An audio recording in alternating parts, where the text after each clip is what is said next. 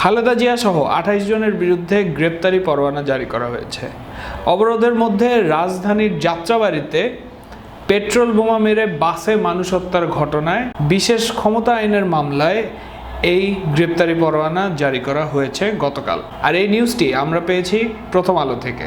প্রথম আলোর ফেসবুক পেজে এই নিউজটির নিচে যে কমেন্টসগুলি রয়েছে তার মধ্যে রবিউল ইসলাম রবি তিনি বলছেন, কমিটি মনে হয় হাসিনার মন মতো হয়নি, তাই ফখরুলের পরে খালেদা। বিএনপির উচিত এরশাদের মতো হাসিনাকে বলে কমিটি দেয়া। পাপিয়া সুলতানা তিনি লিখেছেন যে তনু হত্যা থেকে আমাদের মনোযোগ ফেরাতে খালেদা জিয়ার গ্রেপ্তারের বিকল্প নেই, সাবাস politics.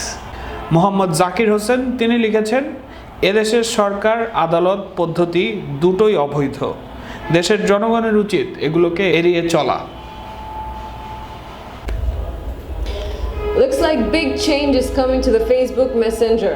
According to a recent report, Facebook is going to introduce secret chats to its messenger. Now, it's not really very clear how exactly this is going to work, but it is being assumed that it will work much like the Telegraph, who are competitors of Facebook Messenger. They refer secret chats as special chats, where messages will be fully encrypted, that is end-to-end encryption, because this secret chats is going to have measures that will stop messages being seen from elsewhere.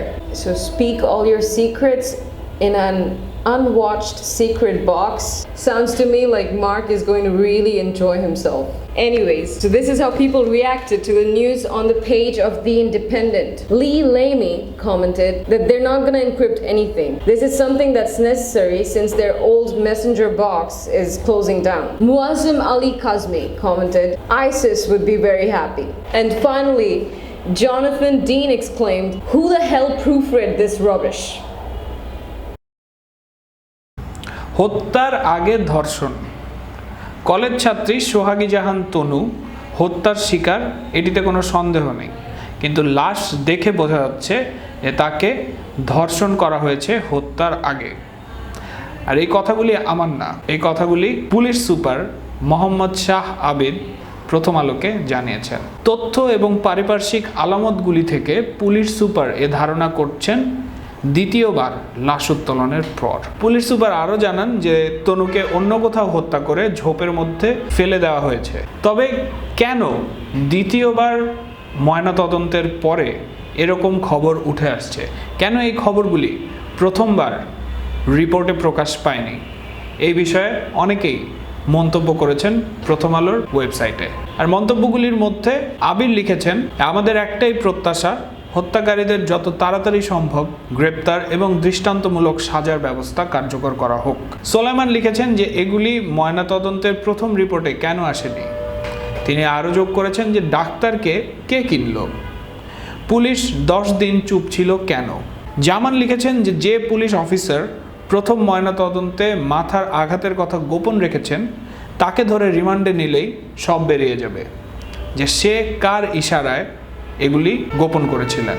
সবশেষে এনামুল কবিরের একটি কথা আপনাদের জন্য আমি তুলে ধরছি, সেটি হচ্ছে এরকম একটা রহস্যের সমাধান করার প্রাতিষ্ঠানিক ক্ষমতা ও মরাল স্ট্যান্ডার্ড আমাদের বাংলাদেশের পুলিশের আছে কি? প্রধানমন্ত্রী শেখ হাসিনা বললেন, জনগণের অর্থ থেকেই বেতন ভাতা হচ্ছে। আর এই বিষয়টি মনে রেখে সততার সঙ্গে দায়িত্ব পালন করে মানুষের আস্থা বিশ্বাস অর্জন করতে তিনি সরকারি কর্মকর্তাদেরকে আহ্বান জানিয়েছেন। বঙ্গবন্ধু আন্তর্জাতিক সম্মেলন কেন্দ্রে লোক প্রশাসন প্রশিক্ষণ কেন্দ্রের 60তম বুনিয়াদী প্রশিক্ষণের সমাপনী অনুষ্ঠানে তিনি এসব কথা বলেন। আর এই নিউজটি আমরা পেয়েছি bdnews24.com থেকে।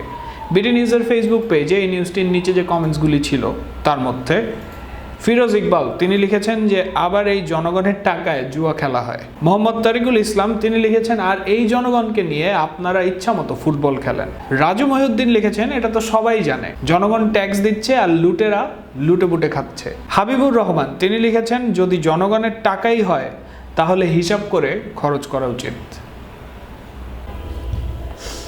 A Dhaka court issued an arrest warrant for Khalida Zia and 27 others today. This warrant was in connection with the arson attack on a passenger bus in the area of Jatrabari back in January 2015. The court also directed the officer in charge to report back to the court by April 27th regarding the status of the execution of the arrest warrant. Now on the Daily Star page on Facebook, this is how people reacted. Tariq Mullah commented that the government is in kind of a hot soup and the citizens are very annoyed. They're working like scapegoats that move away on time to divert attention. Drama queens. Rabia Rahman commented, I don't really understand the math here.